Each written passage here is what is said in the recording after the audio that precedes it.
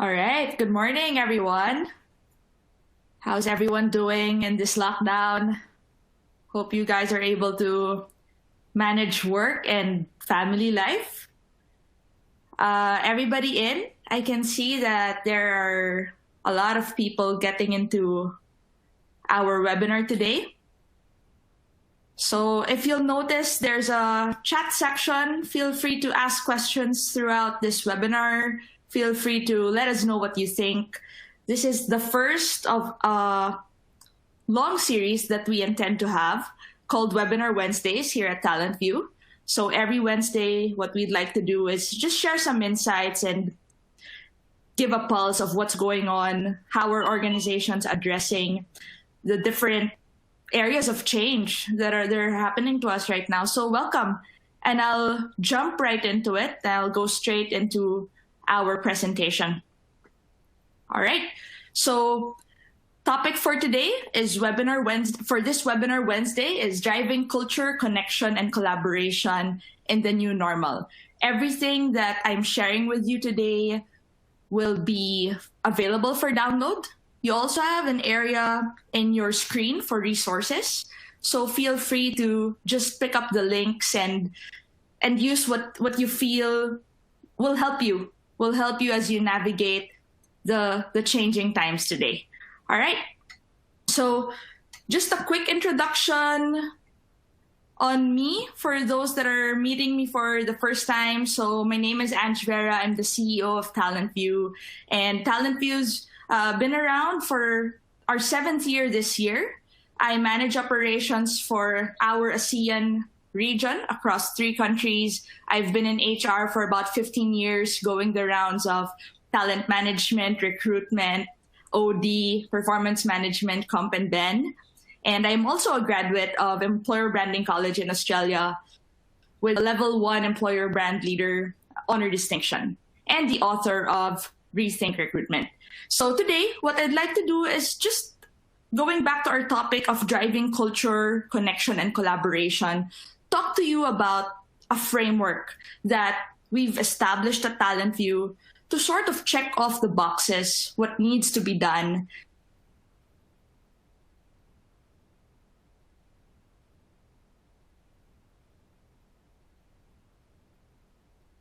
Case studies that we're picking up from how other organizations are dealing with the crisis, and just a lot of data to guide you. So a quick introduction of Talent View as well. So of course, for those who know us, everybody knows that we are in employer branding. But for those who don't, just very quickly, we've got 3 areas of focus. That's employer brand strategy, design, and technology. So today we're going to focus a lot on, I would say, these 3 things. Looking at the framework that I'll be presenting earlier, it will touch a lot on how you brand yourself as an organization during this crisis, how you move forward and make sure that your employees and team members stay connected to you. These are some of the organizations that Talent View works with across the region. So maybe you'll see some of the logos are quite familiar. And I'll be sharing just a bit of, I've spoken to a lot of organizations over the course of this lockdown, and I wanted to share their experiences as well, and in hopes that, it will be helpful to you. So let's start with this quote. How companies respond to that very question of how they manage their employees during the crisis is going to define their brand for decades. If you rushed in and somebody got sick, you were that company. If you didn't take care of your employees or stakeholders and put them first, you were that company. And this is something that was said by Mark Cuban, who is, of course, everybody knows Mark Cuban as a billionaire entrepreneur, Shark Tank investor. And I believe that a lot, that how we act in this day and age will really manage or shape the perception of our companies. And we have a big responsibility in that as HR leaders. So what we're proposing and what we've established throughout the course of this time is to really look at an extended workplace design. And when I say extended workplace design, what I mean are 6 areas. And as we were doing research and as we were speaking with organizations and checking the data, we found that these 6 facets were really strongly correlated with each other, that if you miss one, it will definitely affect how you implement the rest. So when we look at the 6, and I'll go through each one today, we're talking about, first, enhanced leadership communication. Where are your leaders in this time of crisis? How visible are they? How trusted are they? How reliable are the messages they're putting out? Or is it very sporadic, meaning they're just coming in once in a while, posting on Facebook, posting on LinkedIn, and on other days, people don't hear so much from our leaders. So we want to take a look at how companies are enhancing leadership communication today to manage their entire workforce that's working remotely. Second is resilient implementation. So when we talk of resilient implementation, be mindful that all of a sudden, people are not connected to your servers. Their desktops, their laptops are not connected to your office network. They're using their personal devices. They're using their cell phones. They're using their personal laptops, even for some. And for some, they might not even have devices at all. So how do we get to implement a business continuity plan? How do we get to implement a strategy that's solid enough and resilient enough for all types of team members that we have, whatever situation they find themselves in?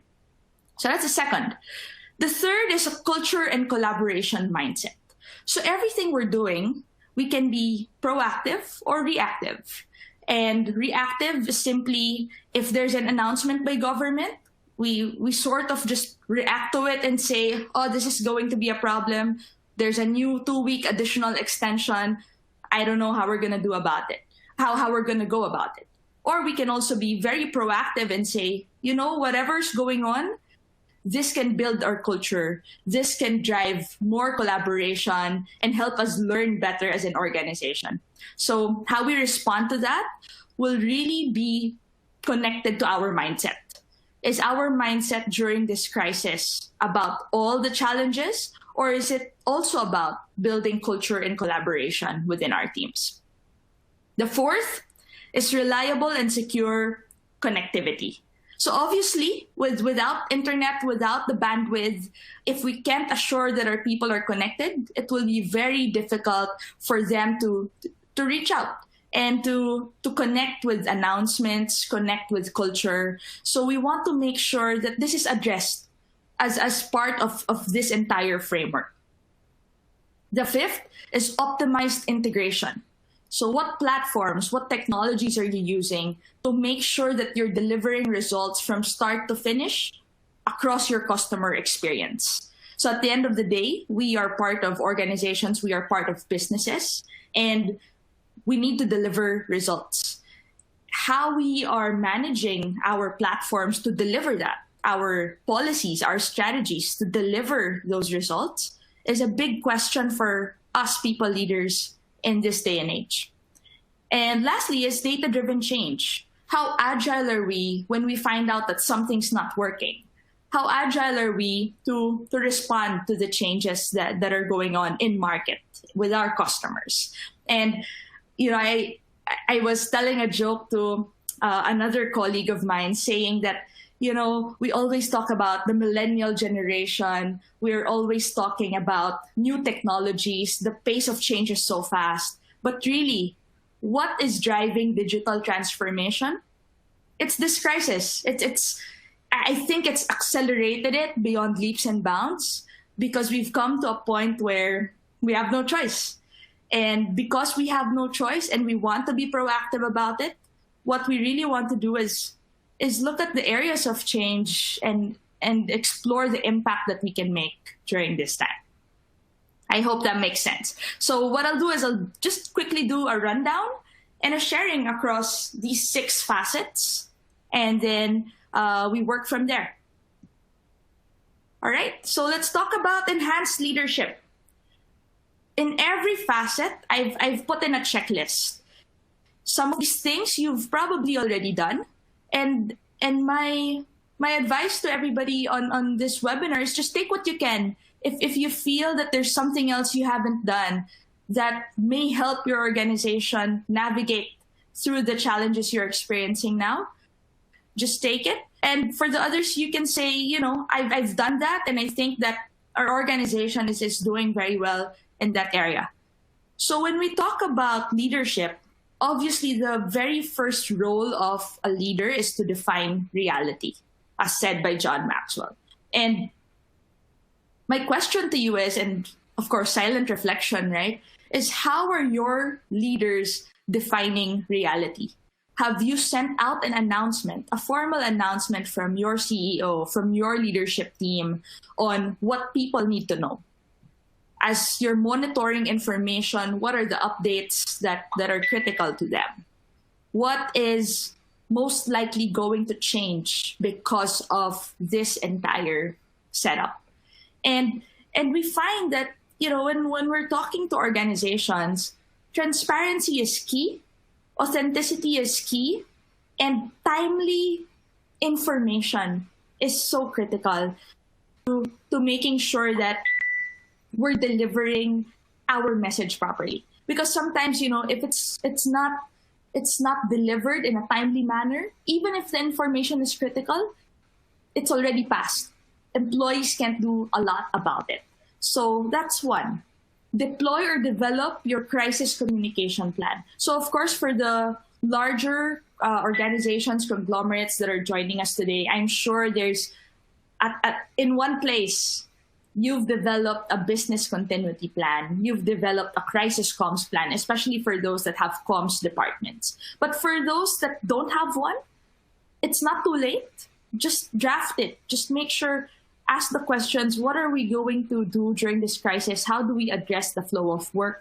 How do we address the different setups and platforms that we're going to use through this crisis? So you either deploy or develop your crisis communication plan at this time. And the third is to mobilize your leaders to disseminate critical information to their teams and to their sub-teams. So I was talking to a conglomerate the other day, and they're saying that apparently it's like a chain message where the CEO passes it on to the 10 directors. 10 directors pass on a message via Viber or via Facebook Messenger to all their managers. And these managers pass on that message again via Viber or Messenger through their sub-teams. And for some organizations, that's going to work. And for others, to be honest, it's going to fall apart because you've got one director probably handling 50, 100 people. And what's going to happen there is if there's one director that misses the boat, doesn't give the announcement on time, chances are that entire chain will be, in a way, like a domino effect of sorts. So it will work for some, it will work for others. It won't work for others. And I guess it's also up to you as an HR leader, as a people leader, to know your organization and to make sure that whatever you're implementing, whatever you're announcing, rolling out, it sort of fits into the dynamic and the culture that you currently have. So, of course, there are a lot of other ideas. Feel free to weigh in later, share your comments, share your thoughts. But for me, these three, it's non-negotiable. We cannot let HR say, okay, I'm going to take the entire burden of announcing to 500 people. It will be very difficult. It will not be the most efficient way. And again, a lot of people want to hear from their leaders during this time. So it's critical to be able to give greater visibility to our leaders and allow them to communicate the critical information that our team members want to hear. All right. So just sharing a stat here, also showing, this is interesting. 91% of employees think that their leaders lack communication skills. So I just wanted to put this out there, not to make it fearful for all of us, but the reality is that we hear from leaders when it's a strategy, when we're meeting targets in the corporation. But it's very difficult to hear from leaders on a daily basis, getting updates, getting information. So now's a good time to start and break this statistic up, right? Next, resilient implementation. So what do I mean when I say resilient implementation? I talked earlier about devices not being stable, devices not being consistent. Some people are using phones, some people are using laptops, personal desktops. So you better make sure whatever your business continuity plan is, it's going to work across these devices. So the first thing that I would really encourage for you to do is not just look at the hardware, but also look at the software. Take an audit of all the platforms you use. Do you use Google? Do you use Microsoft Office, Word, PowerPoint, Excel? Do you sort of use Skype for video calls or maybe Zoom? What are the platforms that you're using heavily, informal or formal? So you probably use Messenger, Viber, whatever chat groups you have, right? And for some, they're using intranets. So again, this poses, I would say, a very big challenge if you're using an intranet that only runs on your office network. Obviously, that's not gonna work a lot today. So take an audit of all your technology platforms. This is not just an IT role, this is an HR role. Because if you want to drive culture, if you want to drive change, IT is not gonna do that for you. You have to do that yourself and understand what technologies do I need to utilize to make everything work in this day and age. All right, so that's the first one. Second is assess your capability to continue business operations using these platforms, knowing it will run on your personal devices. So how capable is it? Viber, how capable is it? Of course, a lot of organizations we're working with, they're like, obviously, security is questionable. If you look at the articles that have been going out past 2 weeks, they're saying that Zoom is also questionable because part of that thing that you check, terms and conditions, actually says that they send back data to China. So you want to be able to ensure that whatever you're implementing, it's going to withstand that. It's going to withstand your security protocols. It's going to withstand your data privacy concerns. And more importantly, resilience in the sense that it gets to the right people at the time that it should get to them. So that's the second. And the third is reinforce policies that comply with your data management standards and encourage proper use of tools and technologies to serve customers. So it's not enough that you've accepted that they're using their laptops. It's not enough that they're using their personal network connection or their mobile phone. What's critical is for you to understand and reinforce certain policies that may or may not work during this time. So a sample would be sharing of contracts. Have you even discussed, agreed with your team? How will contracts with customers be shared? Is that going to be coursed through Viber? Is that going to be coursed through email? Is there a Google Doc that we share to our external partners, our customers, our employees? Are we going to use certain platforms? And are we going to be able to edit our documents through these platforms? So what policies need to be reinforced or maybe even developed in order for you to navigate through the resilient implementation facet, right? So that's the second piece, resilient implementation. And just showing you another stat again, companies and organizations that communicate effectively are 4.5 times more likely to retain the best employees. So this is a no-brainer. Better communication, more engagement, and now the stat is showing better retention as well. So how are we communicating? When we're editing documents, is it really more, I've made the edit, this is good to go? Or is it an exchange of communication that we're able to do through our resilient implementation? Right? So Third is culture and collaboration mindset. And I guess that's why there are a lot of people in this webinar is these are buzzwords. These are buzzwords today, culture, collaboration. And every organization defines these two words differently. For some, culture means a lot of fun, a lot of family feels and vibes, right? And for some, culture means that we are all about business, delivering to our clients no matter the circumstance.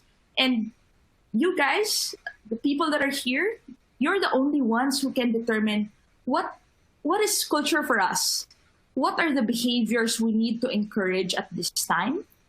And how are we reinforcing this? How are we pushing collaboration to our teams today?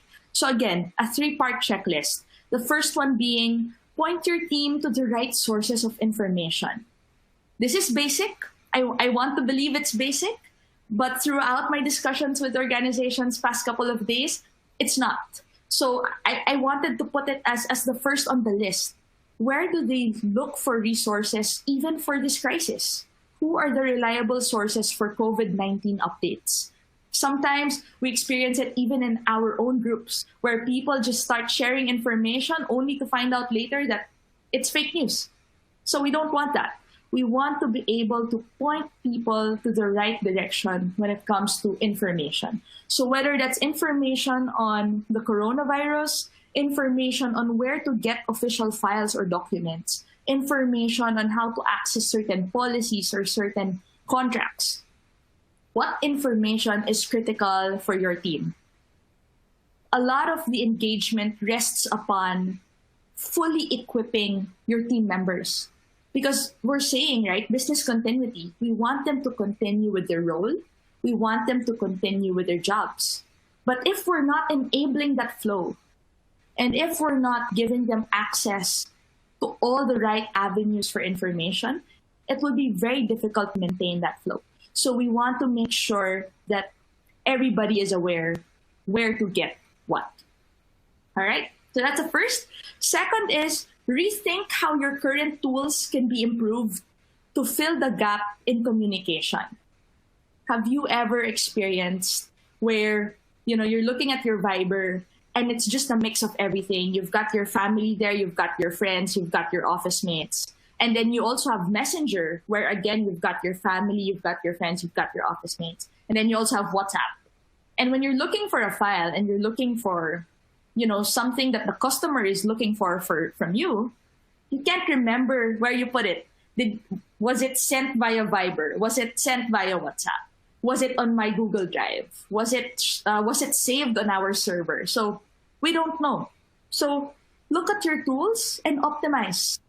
Look at your tools and you either cut a few, you either introduce a few new ones that will allow the collaboration to flow faster, to flow seamlessly. And for us to avoid that big time waster.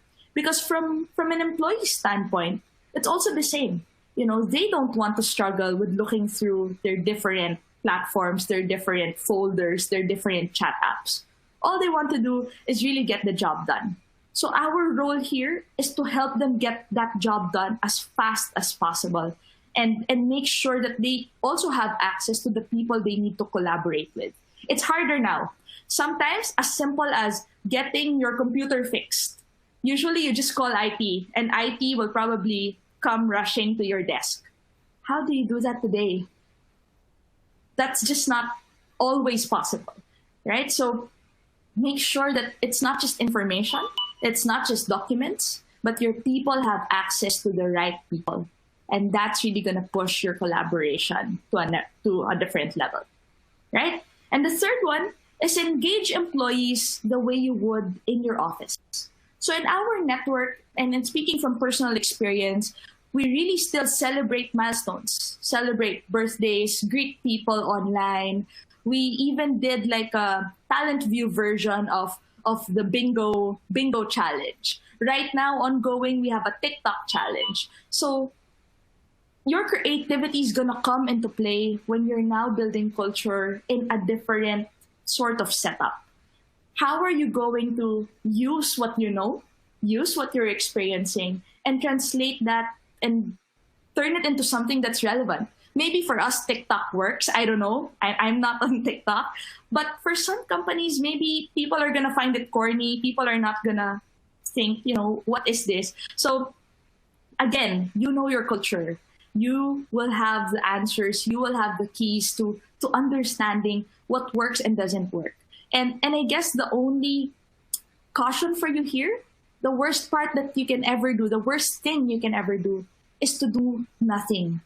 Meaning you're just sitting there, you're saying, oh, this crisis, it's changed a lot. And I really can't do my engagement activities. That's the worst thing you can do. Just do something. And again, from trial and error, just from realizing what's working and what's not working, you can refine that approach and you can just do more of that. Do more of what's working and slowly lessen the stuff that isn't effective for your own organization. So very, very critical for you to do something at this point. I can't stress this enough. Even learning, for us, as a company, we're using this time to catch up on all our learning.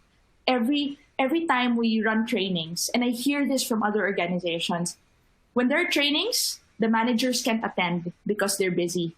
The salespeople can't attend because they have a client call. Or all of a sudden, they're going to step out. They're not going to complete the training. They're going to come back just to get their certificate, right?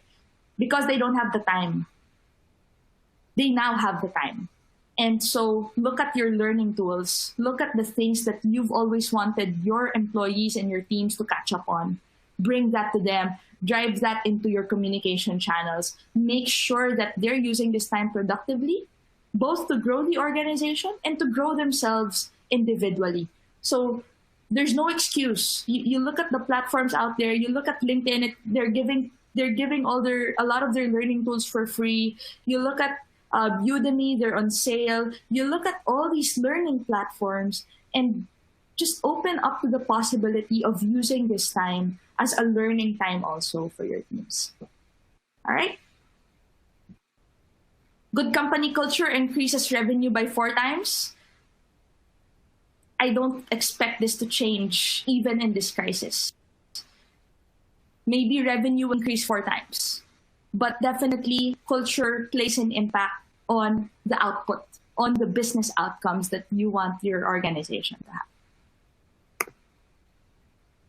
Okay, next, reliable and secure connectivity.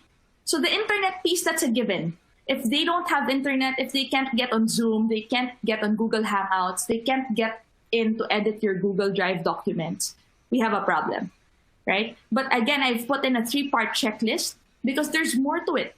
There's more to having a reliable internet connection. So the first thing that needs to be done is to check if each of your team members' level of access is enough. Communicate how important it is, and just check that it is enough. And when what I mean by enough is it's enough to join a call. It's enough to chat with the right people. It doesn't have to be enough for you to watch an entire movie, right? That's asking too much. But just the basic collaboration, attending the meetings, attending external trainings or maybe internal meetings, that should be, I would say, minimum, right? The second, conduct a QA, quality assurance of the flow of information, top down and bottom up. So if the CEO communicates something, how fast are people able to access that? Is your connection good enough for you to get the information in a timely manner? And is the information compromised? Looking at the security piece of things, for you to get that information to employees, is it compromised? I heard from companies that we were working with that the lockdown announcement, because it was passed on chain to chain, person to person, there were still some people reporting to work on a Monday or a Tuesday because they didn't know that an announcement for the lockdown has been put in place. So even as simple as that.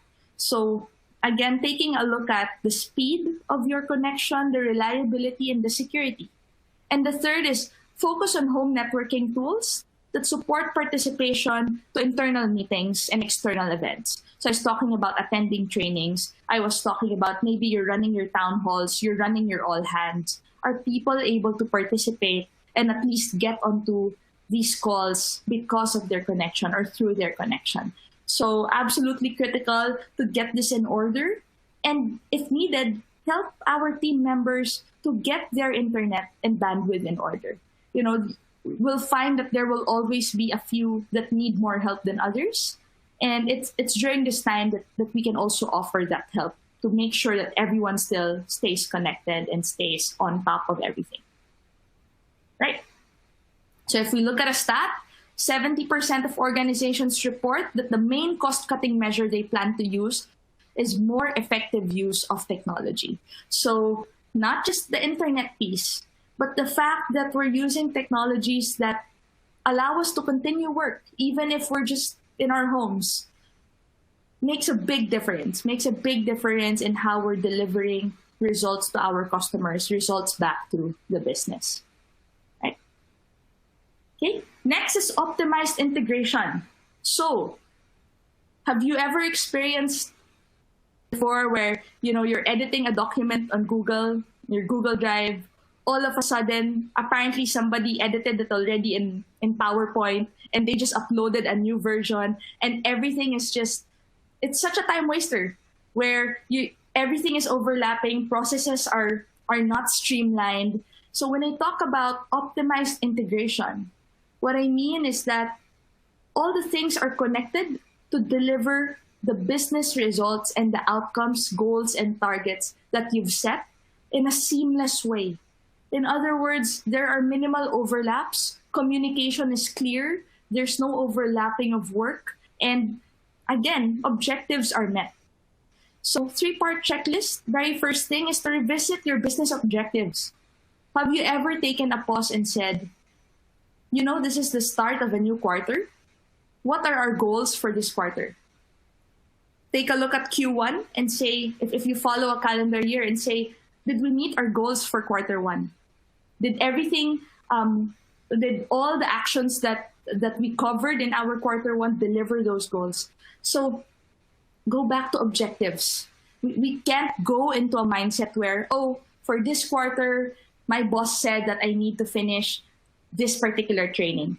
It can't be just that. It has to all link back to the goals. So individually, you must also do the same. Come back to the goals of your organization, come back to your KPIs, and then map out how are you going to deliver your KPIs in this kind of setup. Right? So that's the first piece. The second, spot broken workflows. Spot broken workflows are areas that are overlapping. Filing of multiple forms, right? So how are leaves filed now? That's a bad example. Leaves are not filed as often now. How are customer forms, customer contracts filed, sales orders filed? Is there an overlap? Is there an efficient process to doing that? Are all your teams aware of how that's done in this day and age, right? And bridge these with new processes and technologies if and when possible. So again, don't be afraid to explore new technologies. I read in the news last week that the founder and CEO of Zoom earned $4 billion in 3 months because all of a sudden everybody just bought Zoom to use as a virtual video conferencing platform, right? So don't get stuck and say, you know, now is not a good time to take a look and explore tools. Now is the perfect time because of this new setup, because of this change. So obviously, again, the worst thing you can do is to do nothing. And I just repeat that and echo that to everybody that we work with. Worst thing you can do is to do nothing at this point, right? And the third is implement new ways of working across the organization, whether it is repurposing your existing technologies or acquiring new ones. So, for example, Google Drive. Maybe you're only using it for certain documents. Maybe you're only using it to edit particular tasks.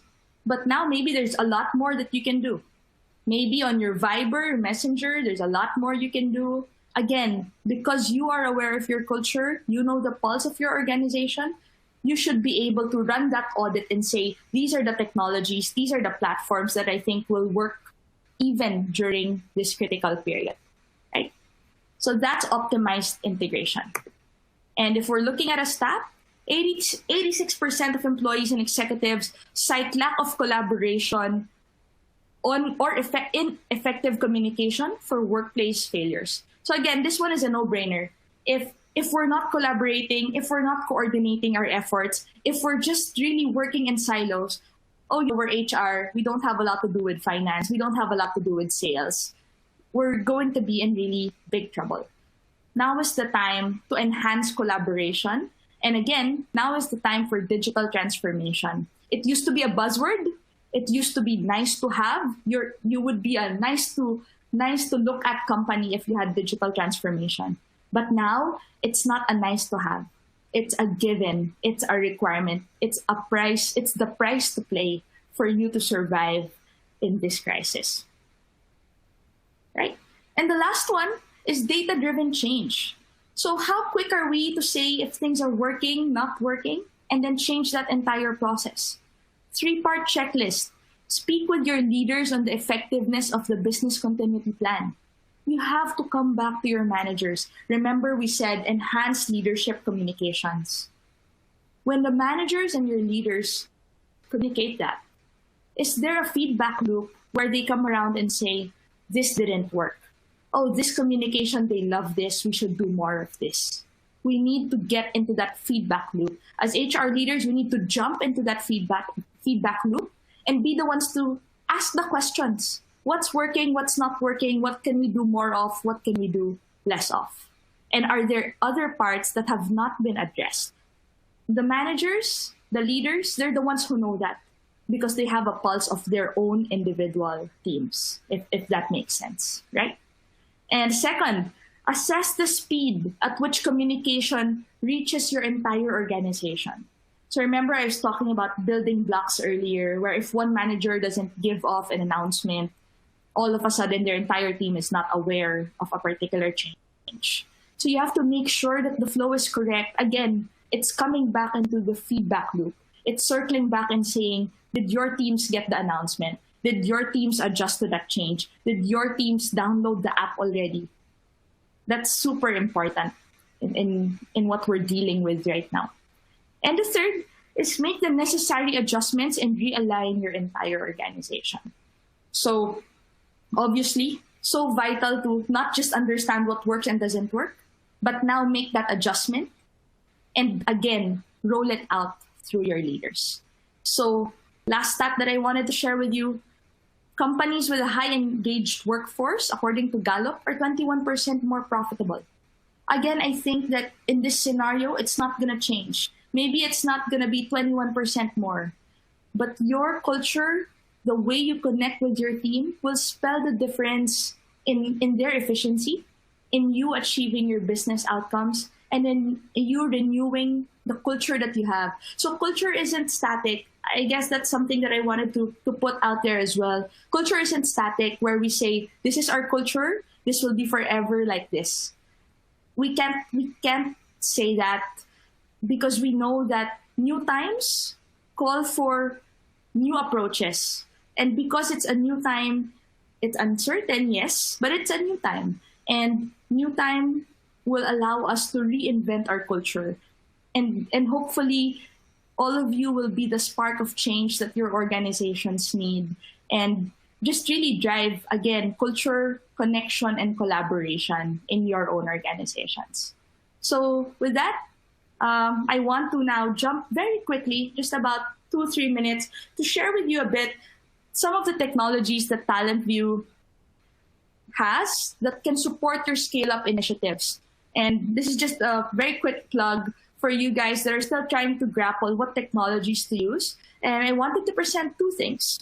I know that on this particular webinar, there are a lot of customers that already use our Talligent platform. Talligent is our online assessment platform, but maybe you're not using this heavily yet. Talligent video interviews. So we've found that there's a 2-pronged purpose to Talligent video interviews. The first one is, of course, to continue on recruitment. If you're a company that's still hiring, if you're a company that's still trying to attract talent. But of course, you can't do walk-ins. You can't do face-to-face interviews. Taligent video interviews can help you with that. So this is not Skype. You don't have to be on the other side of the conversation. You can just leave questions and your candidate can click on a link, take it on their mobile phone. Again, it's mobile responsive. Take it on their laptop. And when they've completed their video interview, you can just come into the platform and check those results. So you can either watch the video, stop the video if you don't like it, rate a person from 1 star to 5 stars, and put in your notes. And when you send that video on to a hiring manager, all the notes of HR are going to come into that with the candidate video, right? That's the first thing. But the second thing where we're finding a lot of our customers and partners are using Taligent Video Interview is in performance management, coaching, and leadership identification. So we found that during this time, a lot of HR leaders are catching up on their succession planning, on their performance management. So they're leaving questions like, how has Q1 been for you? What's your greatest challenge? What skills do you want to improve? And they're using video interviews to collect that data because they don't have to schedule all these calls. They just send out the links and people just come back after a day, after a week for them to be able to give their input. And then HR just watches all of that and probably makes a tally and says, these are the things people want to learn in our company. These are the things that people were able to accomplish during Q1. So it's just a nice way of being able to gather that data and check how everyone's doing through video interviews. So those are the two. I guess something to add also is leadership identification. We're also seeing some HR leaders trying to do their succession planning now.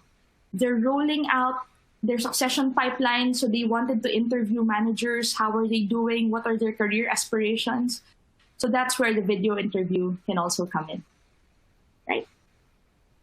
So obviously there's still online assessments. If you wanted to check on skills, you wanted to check on certain competencies, you can bundle that together, video interviews together with your competency assessments. And that's just going to allow you a holistic picture of your candidates.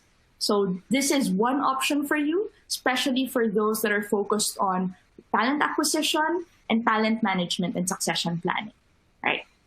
And the second one is, for those who don't know, we are a partner of Facebook, primarily for their collaboration application, which is Workplace.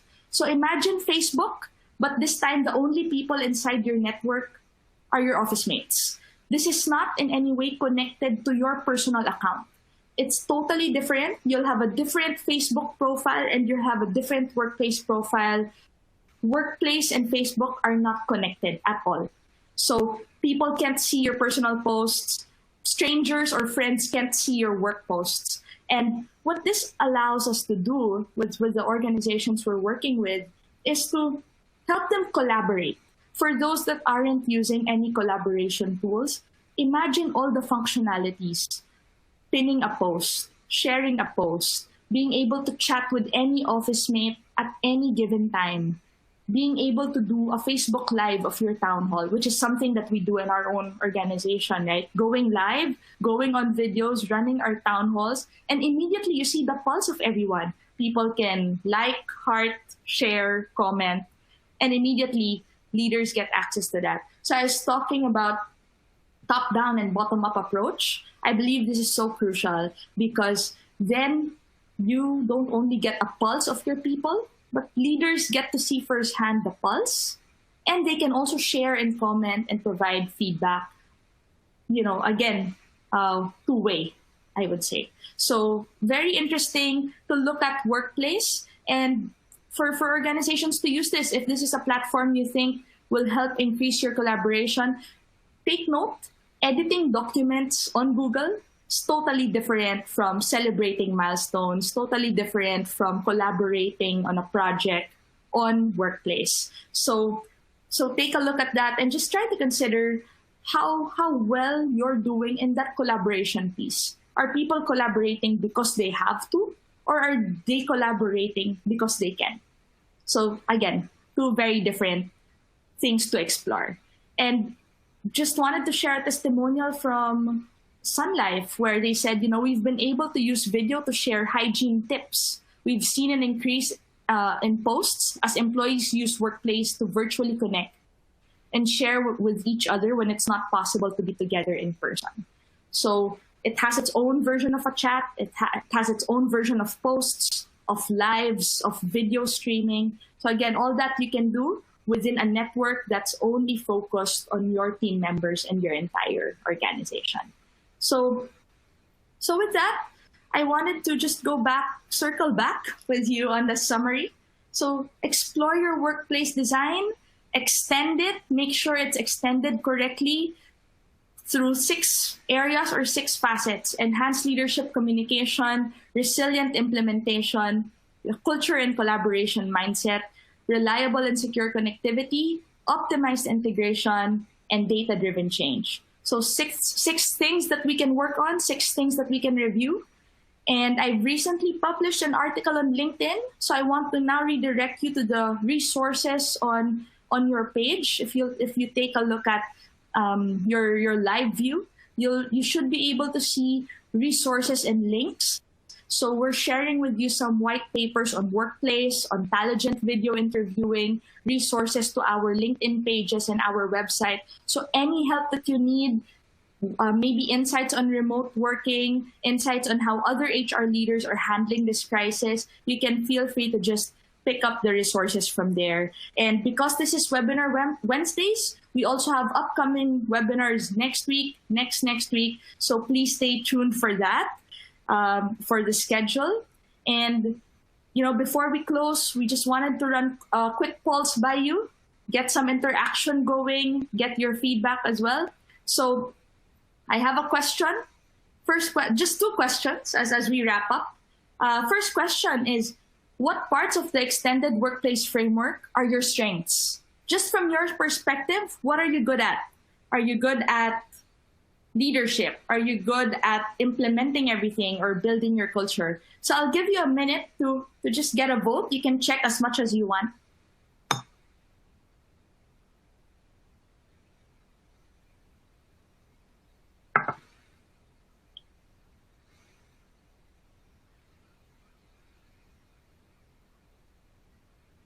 All right, so I hope that's enough time for everyone to answer the first question. We'll see the results together. So this will be very surprising, very interesting for us. The second question is this: what parts of the extended workplace framework are your areas for development? Things that you didn't catch, things that you want to do better as we go on with this lockdown and this crisis. Again, you can check as many boxes as you want and submit your results.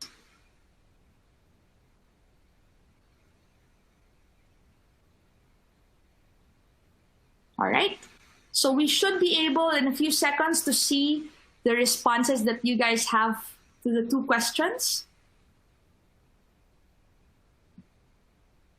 There you go. Amazing. So it seems that top one response from the team, and then I want to give a clap to this, is resilient implementation. It means that you guys have all adjusted to the personal devices, you've adjusted to the new setup. Enhanced leadership seems to, half the group believes that we're doing this quite well. Secure internet connection, reliable connection has been established. Optimized integration and data-driven change seem to be, I would say, the lowest score. So this one also really interesting. This will be your next wave. This will be HR 2.0 for you. And I'm really pleased to see these results. We'll go on to the next one with the question, what are your areas for development? So again, obviously, 63% say data-driven change. So use that data, circle back, get the feedback you need from your leaders, your managers, and your teams on this. Optimized integration, looking at your technologies that make work for you, remote work for you, right? And resilient implementation, leadership communication, all secondary. I guess top 2 is data-driven change and optimized integration. So that's awesome, guys. That's it. We're leaving you with feedback. we hope you can tell us what we did well, what we can improve on for our upcoming Webinar Wednesday series.